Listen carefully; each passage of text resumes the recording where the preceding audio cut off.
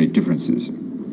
At the same time, the United States would continue providing Taiwan the equipment it needs for self-defense in accordance with the provisions of the Taiwan Relations Act.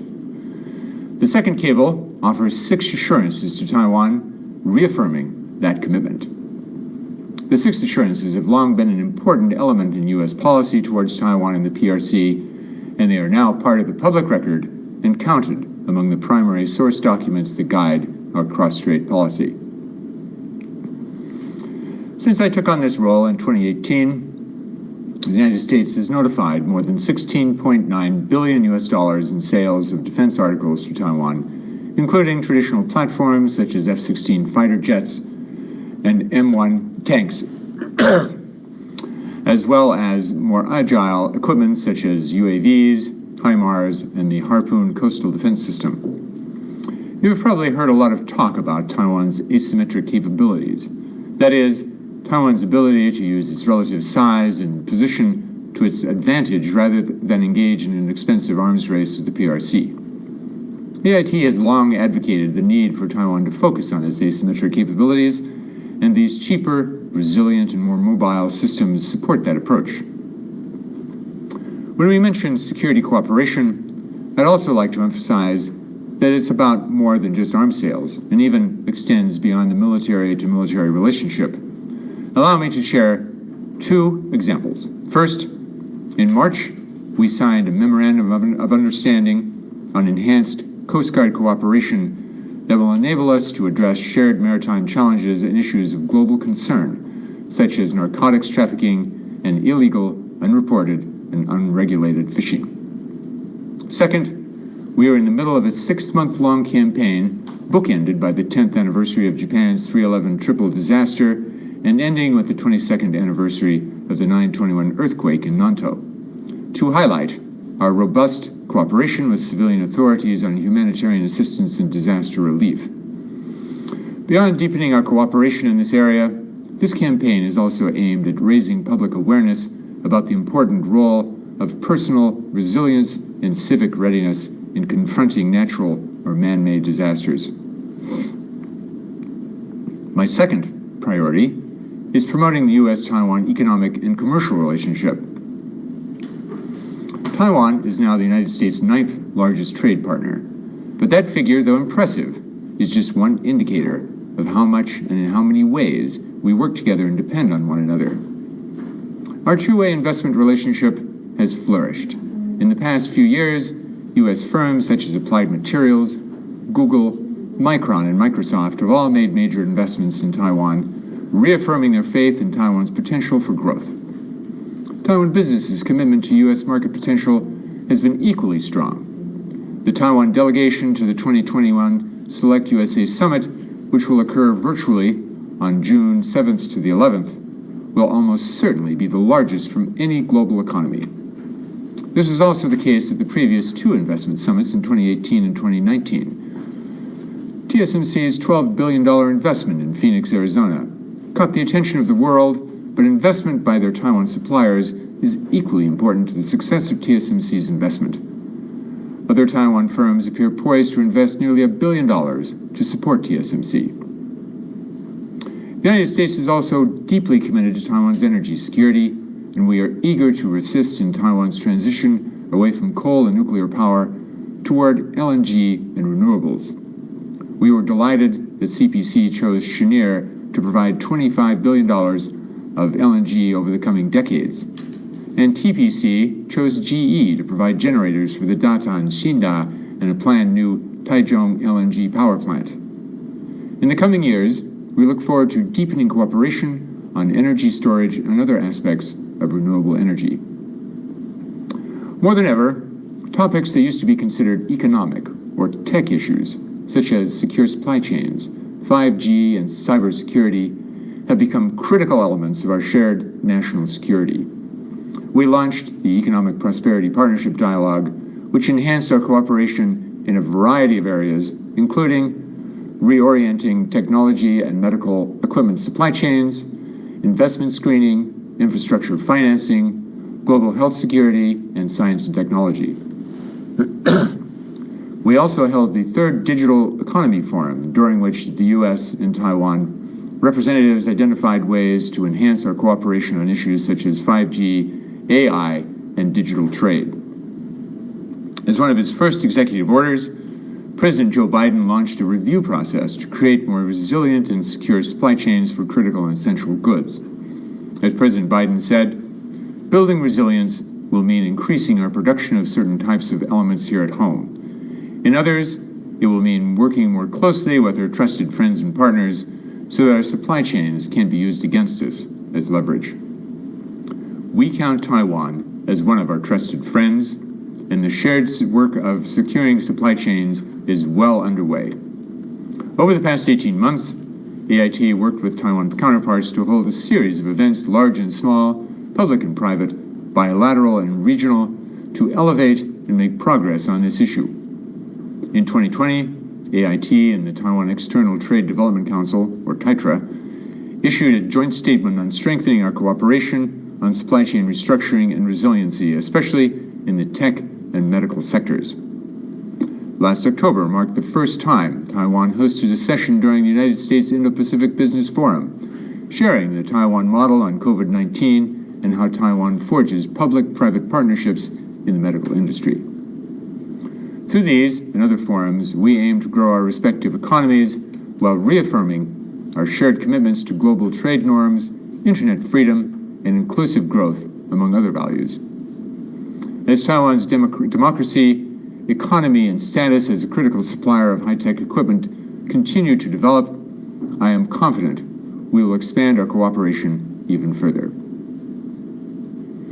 My third priority is promoting Taiwan's participation in the international community.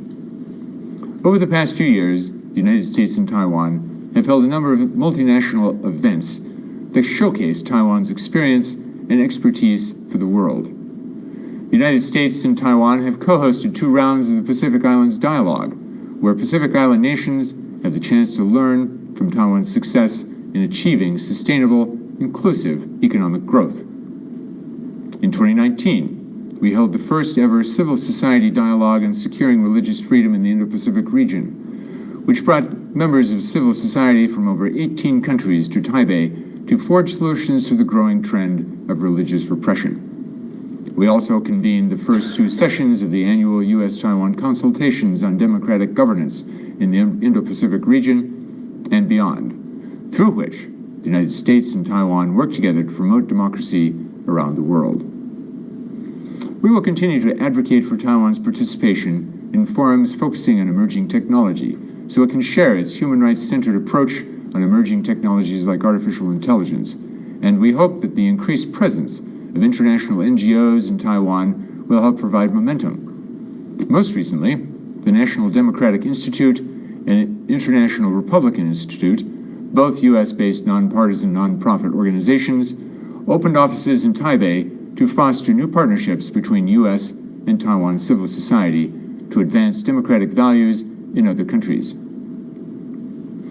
The Global Cooperation and Training Framework, or GCTF, the platform founded by MOFA and AIT in 2015 to bring Taiwan's expertise and leadership to the global stage, has also expanded dramatically. We now count Japan as a permanent third co-host and enjoy a rotating cast of co-hosting countries, the EU, the Netherlands, Australia, and the UK, to name a few, for each of the many workshops we hold each year. We also held our first workshop outside of Taiwan. When conditions allow, we look forward to returning to in-person GCTF workshops both in Taiwan and around the globe. Our topic areas have continued to expand and keep pace with the emerging needs of countries around the region, as demonstrated by some of our most recent workshops: combating COVID-related disinformation, tackling marine debris, and building disaster resilience. This year, we also saw the expansion of Taiwan as an international donor and partner in development. In December 2020, Taiwan and the United States committed to supporting the Women's Livelihood Bond Series, which blends public and private resources to empower underserved women in the Indo-Pacific region. Earlier this year, Taiwan pledged $250,000 during a virtual high-level meeting on strengthening Africa's resilience in response to Ebola virus, organized by the United States, the World Health Organization's African Regional Agency, the African Union, Africa CDC, and the West African Health Organization. As we face a multitude of global challenges, the impacts of global health pandemics, shifting supply chains, transnational terrorism and crime, the insidious spread of disinformation, and others, we cannot afford to exclude a society with so much to offer the world. As you all are aware, Beijing works constantly to impede Taiwan's efforts to cooperate on the global stage, be it in sports and esports, global health, law enforcement, civil aviation, or countless other areas. The coronavirus has provided us with perhaps the best and most disturbing examples of how Taiwan's exclusion from international organizations, in this case the WHO and ICAO, hurt the entire global community. Indeed, the WHO's World Health Assembly is taking place in Geneva right now, without Taiwan. The United States is committed to reminding these organizations that when they prioritize political sensitivities over health and safety, they are betraying their core missions. In my 3 years here, we have seen an enormous increase in support from other countries around the world for Taiwan's participation in the international arena. A growing number of nations realize how important it is to have a productive partner like Taiwan, and how important it is to resist the PRC's efforts to politicize issues like global health, counterterrorism, civil aviation, and fighting international crime. Finally, my fourth priority is promoting U.S.-Taiwan people-to-people ties. Generations of Taiwan's most prominent political leaders, successful business people, and influential cultural icons have spent time in the United States. Taiwan sends roughly the same number of students to the United States as Mexico and Germany combined. In the recent past, we have worked to continue that tradition. We have introduced the Talent Circulation Alliance and launched the first flagship Chinese language program in Taiwan. Last year, we also launched the U.S.-Taiwan Education Initiative, which expands academic and teaching exchanges between the United States and Taiwan to advance two goals: helping meet U.S. demand for Mandarin education in an environment free from censorship and coercion, and helping Taiwan reach its target of being bilingual by 2030. With over 150 Fulbright English teaching assistants here in Taiwan and more than 50 foreign language teaching assistants in the United States, we are making significant progress toward these goals. With AIT as a committed partner, Taiwan has also recently established a bilingual education center in Kaohsiung to bring together stakeholders from across the educational spectrum to enhance bilingual education. AIT is committed to expanding our people-to-people ties across diverse communities throughout Taiwan. This year, we have initiated two programs focused on women's entrepreneurship, hands-on science programs for indigenous students, and a 3-day camp encouraging young women to pursue careers in STEM, all the while continuing to highlight shared values through cultural and arts exchange programs. We are also proud to partner with Taiwan to bring our peoples together to promote environmental stewardship. During the 2014 visit of the U.S. Environmental Protection Agency Administrator Gina McCarthy, the United States and Taiwan launched the International Environmental Partnership, a program focused on sharing environmental technology and best practices throughout the region. Each year, AIT and Taiwan's Ocean Affairs Council organize Ocean Challenge, an English language STEM competition where Taiwanese high school and university students work with U.S. experts to tackle marine debris and climate change-related issues to protect our shared oceans. In this and other ways, we are building the next generation of youth in Taiwan and in the United States who will work together to tackle the most pressing global challenges. While I wish I could take full credit for this progress in the U.S.-Taiwan partnership, the truth is that it is part of a decades-long journey. Taiwan has become a more democratic, prosperous, and technologically advanced society with more and more to offer both in our bilateral relationship and to the international community. The United States has, in turn, recognized Taiwan's growing capacity and invested more and more in this partnership. AIT's new complex in Nehu, the construction for which began in 2010 to accommodate AIT's expanding workforce, is a tangible example of our commitment. And I am confident that under the Biden administration, this pattern will continue. Every U.S. administration aims to leave its own mark on U.S. foreign policy. I have no doubt that the Biden administration will be no exception. Areas of focus may change. The Biden administration has already indicated a greater interest in combating climate change, for example. Tactics may change.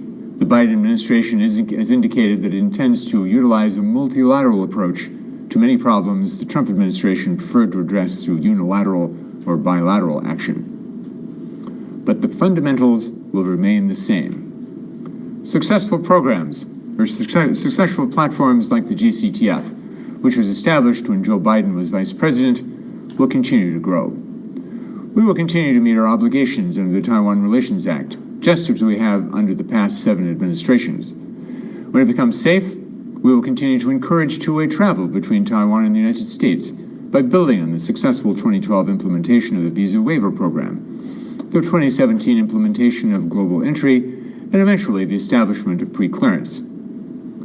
Bipartisan supporters in the U.S. Congress will continue to encourage close interaction between the United States and Taiwan, and we will continue to find new ways for cooperation guided by our shared values and interests. In other words, I am confident that through the Biden administration and for many years to come, we will continue to describe our bilateral relationship as real friends, real progress. Before I close, I'd like to convey a few final thoughts. First, I am consistently heartened to see the many ways that Taiwan has found its way in the world, a member of the international family of democracies, a critical innovator in the world economy, a trusted trade partner to countries around the world, an esteemed contributor to the artistic and scientific endeavors shared by all of humanity, and of course, unparalleled success and generosity in the face of a global pandemic. Second, I think the growth in the U.S.-Taiwan relationship over the past decade cannot be overstated and should not be overlooked. This may sound obvious, but I want to make this point for 2 reasons. First, I think we have all come to take our swift and steady progress for granted. Let me tell you, having served at embassies and consulates around the world, it is truly a rare and special relationship that grows so dramatically year after year, that does not stagnate and never seems to reverse course. This is one of the many reasons that working at AIT is so professionally and personally rewarding. In addition, I think it is easy to get caught up in the day-to-day scorekeeping and minutia. In this case, the first time an AIT director has done this activity or that. Is this visitor of a higher or lower protocol rank than the one before, and what does that mean? While I understand the impulse to ask these kinds of questions, I would urge everyone to keep the big picture in view. I don't think I could come up with a single area of endeavor in which the United States and Taiwan do not share some kind of history, cooperation, or partnership. The depth and breadth of our relationship is astonishing and somehow still growing all the time. Finally, I've said this before, and I will say it again. Taiwan has reason to be proud of its many successes. Proud of Taiwan's transition from authoritarianism to democracy in little more than a generation. Proud of the diversity Taiwan has nurtured, diversity of religions, ethnicities, and languages, diversity of thought, and increasingly, diversity of national origin. Proud of the countless ways Taiwan is contributing to environmental stewardship, from recycling to reducing marine debris. Proud of Taiwan's world-class industries and innovators. Proud of Taiwan's public health system and its success in managing the COVID-19 pandemic. Proud of the fact that countries around the world are now clamoring to be Taiwan's friends and partners. And Taiwan should channel that pride into resilience and steadfastness to protect what it has built. Lately, the threats have felt relentless.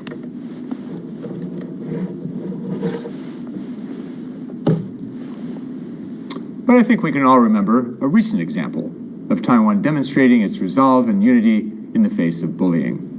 Bullying that quickly backfired. And I am confident that as Taiwan is tested again and again in the future, Taiwan will continue to come together and show the world its strength, its resilience, and its resolve.